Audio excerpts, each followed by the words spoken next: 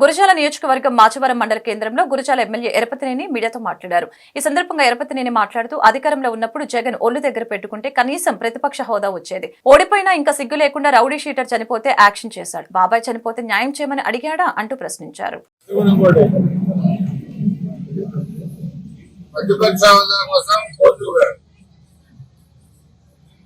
శాసనసభలో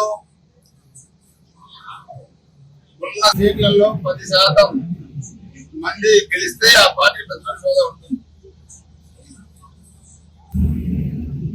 1994లో కూడా మేము మొదటిసారి ఎమ్మెల్యేలు అయినప్పుడు ఉమ్మడి ఆంధ్రప్రదేశ్ లో 294 సీట్లు ఉంటాయి. అంటే 30 సీట్లు వస్తే కాంగ్రెస్ పార్టీకి ప్రధాన ప్రతిపక్ష హోదా వచ్చేది. 26 సీట్లు వచ్చినాయి ఆ రోజు కాంగ్రెస్. ప్రతిపక్ష హోదా లేదు.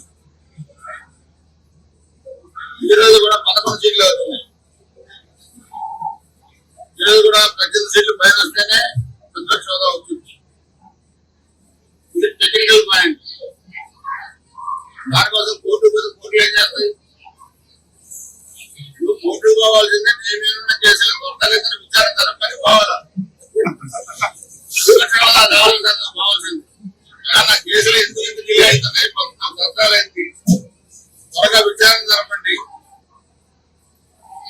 మాకు ఏ జైలు ఖాళీ ఉందో చూపితే వెళ్తానని చెప్పాలి.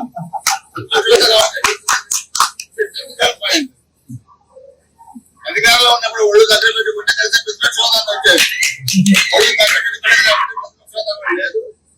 ఇంకా ఓడిపోయినా కూడా సిగ్గు లేకుండా రౌడీ చేయడం సరిపోతే రైతు చేశాడు. కానీ బాబా చనిపోతే అప్పుడు న్యాయం చేస్తున్నాడు. ఎన్నికల రాష్ట్రం తొమ్మిది సిద్ధాంతాలు ప్రజలు తెలుసుకున్నారు.